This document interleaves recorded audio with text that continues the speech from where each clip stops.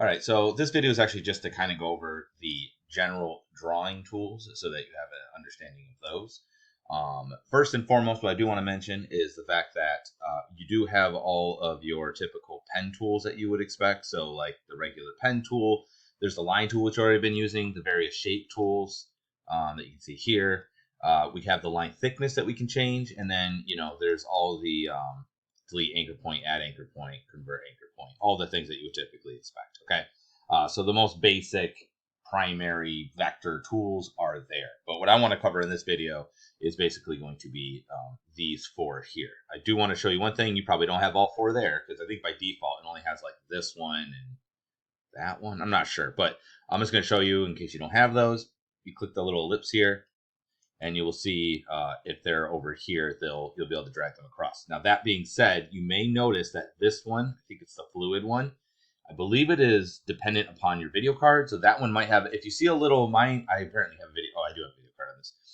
If you see a little, not a yield sign, it's a little yellow rounded triangle, that means that it either is not going to function or it's not going to function 100%. And that's typically because you're missing a video card component. That being said, all you do is you just click and drag these over. If you don't want one, you just click and drag it back and it's over there. So I just click, I pull, and I put it over there, and voila. So I just put them in order of basically oldest to newest, although I think these are probably the same time, but kind of the simplest to most complicated. So I went from pencil, classic brush, paintbrush, and fluid brush, okay? Once you've dragged those over, I'm just going to hit this, turn that back off, and I'm just going to quickly go over each one of them. All right, so I'm going to grab the general pencil tool first. And the first two here, you have classic brush and the pencil tool. The difference is that one draws a stroke and the other one draws a fill. And just as a reminder, the stroke is the line here. So it's this part here. Okay, I can actually pull those off and you can bend it and move it around. That is the stroke, and the fill is the space in between, and you can move that around as well, but it's a fill. Like other vectors, this has the same basic stuff. Again, if I grab this and I go into the component mode, you can see that these are clearly just vectors that you can move around. Okay, so I grab the stroke and kind of see it here. Right, there's a line that goes through the middle as opposed to this fill. And it's possible to not have a stroke. We could not have a stroke at all, but we do. So anyway, so that is the difference between the two. One's going to draw a stroke and one's going to draw a fill. So let me just go up here and go back to fit in window. So with the pencil tool selected, and you can see it's going to draw a black line. When I have it selected, you can see the tool over here. Right now it's set to 5.05. And when I draw a line, it is going to draw a line the same general thickness, and it's going to automatically use it's going to automatically kind of smooth it out and just use the stroke, and it'll automatically create basically these points, right? So this what you would, come on, give me just this guy. There you go. The typical Bezier curve that you would see. Now what I want you to notice too, though, is that if you look, see that's kind of janky. All right, so there's some nicety in this, but one thing you're going to notice is that there is no pressure sensitivity. So that's the reason why I actually generally don't use this unless there's a specific reason I want to. There's no pressure. So that kind of stinks. Let me just go ahead and this. And we'll delete that line. And I'm just going to grab it again. You're going to see the three primary settings that you're going to have are these here. You can do straighten, smooth, or ink. Okay, so straighten, it means it's going to try and create straight lines. See how it does a nice job? But if I don't do that, it's going to make it kind of janky, which is what you just saw earlier. So straighten can be useful. Smooth will try to smoothen out the lines, such as you would expect, right? That's probably the setting you want most of the time, particularly if you don't have a very steady hand.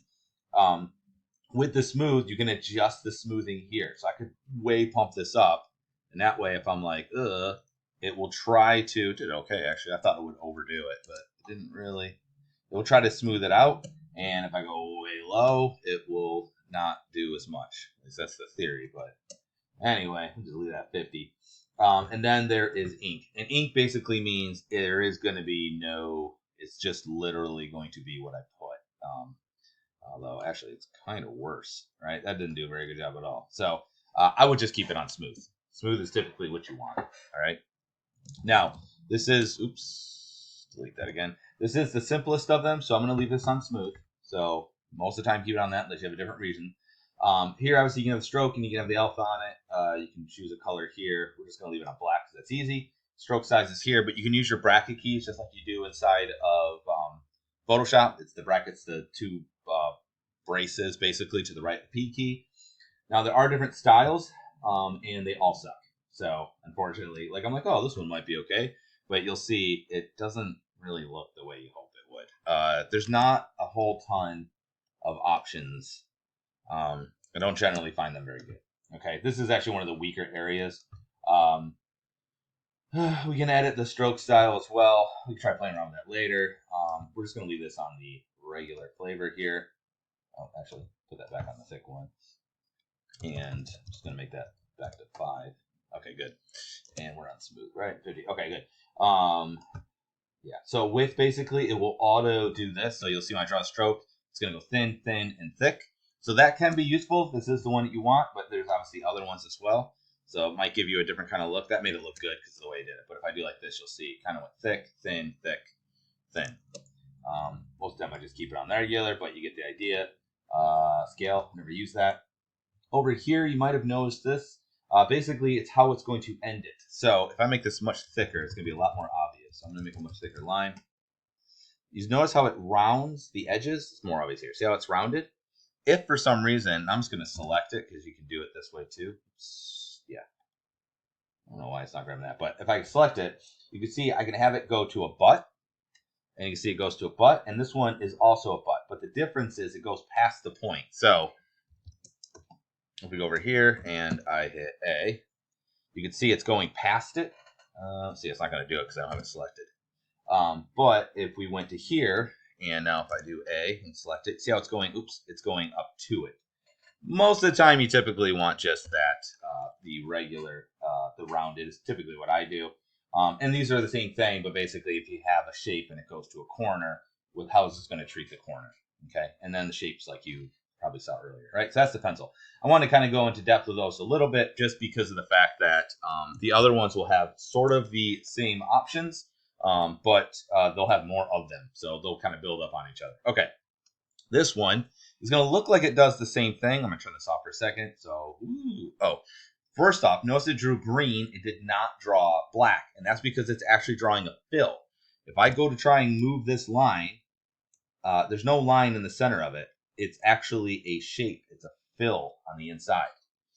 So that's good and it's bad. It makes it much harder that if I was like, oh, I need this line to be a little bit that way. If I go to A and I try to grab it, you can see it's a bunch of points. So it makes it more difficult to manipulate that line after you draw it. If you're never going to do that, it's not that big of a deal. But if you find that you often tweak your lines after you draw a stroke, shouldn't use the word stroke. After you draw a line, because stroke means, Anyway, after you draw a line, that might become difficult. So just be aware that that's what that's doing. I'm going to hit X real quick just to swap between my two colors here. It'll take the foreground, make it the background the foreground. But in this case, it's the stroke and the fill. But obviously, X is the same hotkey you would have inside of Photoshop. All right. Okay, so with that, we got that all on there. So you can see it says fill. Again, transparency, you can choose the color here. And same thing with the size. You can also use the bracket keys. Now, the first thing I would do is that if you have a tablet, the best thing to do is to select this button right here. There's also this, which will use tilt. I never find that super helpful, but that's there as well. So now it means as I draw, if I push down harder or lighter, it actually creates a thin and thicker line. So you can see how this, in a way, is superior to the pencil tool because I can't get this more natural looking line. So not that great. All right. So some other things to take into account, I'm going to go like this just so you can see, are these. I'm going to show you these other options. Okay, so this one down here, what it'll allow you to do is it will only paint certain things. Okay, so you can see it says paint normal, means it's just going to draw. So if I were to, I'm going to swap back to my green. If I draw across, you'll see it's just going to go right over top of it like it should. But if we choose, let's say, paint fills only, when I go to draw, you'll see it's going to look like it's drawing. Now watch, it's only going to show up on the black because it's only painting over fills. If this had a stroke applied to it, it would, and there was a filled in shape. Let's just do that so you can see. Let's see, K, painting there, okay. And then let's go back to the brush, which is B, and then I'm going to swap back to black. You'll see that it will fill in that fill. Okay, so that's actually pretty handy because sometimes you might fill an entire character with one color, and then you can just manually paint in the other parts by using that option there. There's paint behind, so that can be useful too. So for instance, we'll do it right here. So if I go like this, you're going to notice it's not going to overlap that. It's only going to be able to paint behind the things that are there. See what I'm saying? So that's kind of neat and helpful at times. Paint selection, only paint what's selected, and only paint inside. So let's see, will this work? Not sure if that's going to work inside of here or not. Yeah, it's not right. If you had an enclosed shape, yeah. Anyway, but that's a super useful thing. I'm just going to leave it on normal for now, just so that you can see how that works. Yada, yada, yada, you get the idea. Okay. This also has this minimum size and also has the smoothing just like the other one does. I often find that the brush has too much smoothing, the classic brush here, because it starts to get, see this little, like, I don't know how to call it, but kind of like this weird oblong, I don't know. It gives a certain kind of style look that when I see it, I know something was made inside of Animate. And this is like the telltale is because of that. I think we're going to call that good. I need to select everything. The easiest way to do it is just to click on the layer itself, and that'll select everything in the layer, and I'm just going to hit delete. Okay, that was that one. Next one is the paintbrush. So this one was made a decent amount later. Now, what this one is interesting is what you'll see. I'm going to hit X to swap the colors. Is that it does draw a stroke, but I have the option for pressure. Is that on? For pressure sensitivity. See? And just to prove a point, I can grab this line, and you can see it is a stroke. Or if I hit A and see the point, it is actually drawing a stroke and then applying pressure sensitivity to it, which is pretty nice. Now, just mind you, too, if for some reason you want to have more control, I could start off with this, and then you can use the what do you call that? What's that called? The width tool. And you can click and drag, and then click and drag, and you can adjust the width manually with this tool. So that sometimes can be useful. But anyway, let's go back here. So this is kind of automatically doing it based off of pen pressure. And that alone is super handy. This one's one of my favorite ones because I can adjust the lines afterwards. I find that useful. So it's probably my preferred one, although it's not necessarily the newest. You'll see that we're going to get through this one in a second. But, you know, same thing, stroke size. There's the smoothing as well. So it's a lot like the pencil. It's just that it also allows for the pressure sensitivity. So that gives it like what you need. So let's click off, click back on, delete. And now let me go over the Fresco.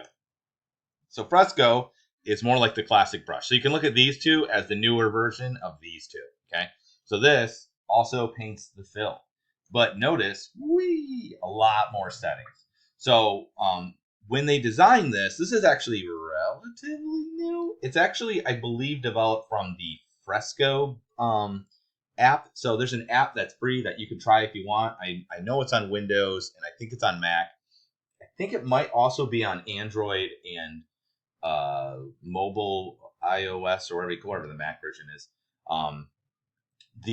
Basically it's supposed to be like a comparison to the Procreate, although it's not nearly as good as Procreate, and it's all vector based. But it's a illustration program. I like it. I actually think it's really nice, but I'll tell you, I don't really use it, but it's free. That's the reason I'm even mentioning it. There's a paid version, and then there's also a free version. So you can try the free version, and then if you decide you like it, you can use it.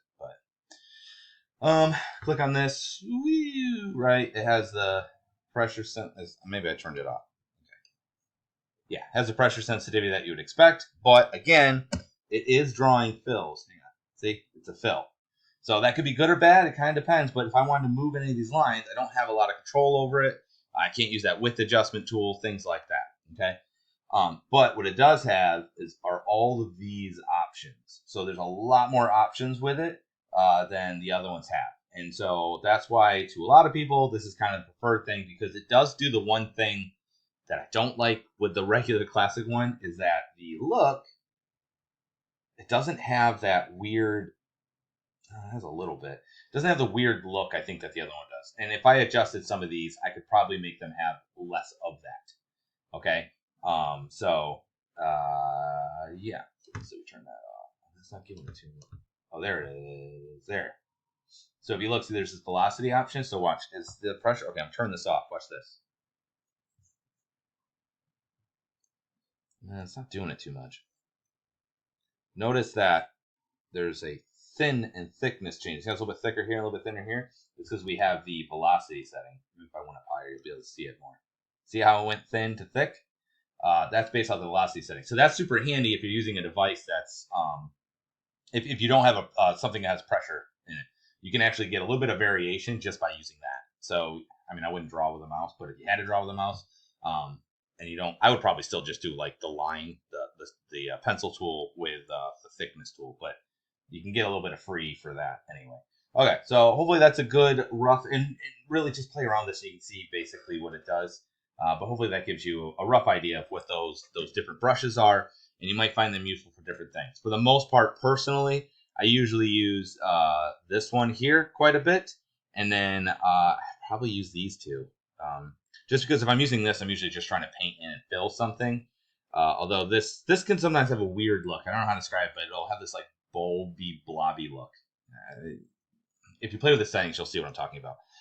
Oh, and then there's obviously the eraser. So if you go like this, you can erase things. This also works on strokes, by the way. So if I have a stroke and use eraser, it will erase the stroke. But notice, see how it looks like this, and then it goes boop, and that's because it's adding, if you recall, it's adding this onto it, right?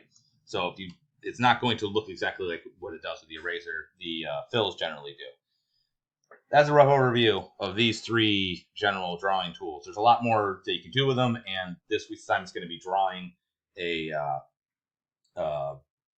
a character or whatever that we're going to make a puppet onto, and then I'll get kind of more into maybe like, these are how they're good for using. But this is just to have an overview of those general 4 brushes that are kind of your options. But just really play around with them. You might have a preference for one over the other, and that's kind of on you. I do a lot of shape drawing like we did in the beginning. I like doing it that way too, so it's up to you. It also makes a huge difference whether you have a tablet or not.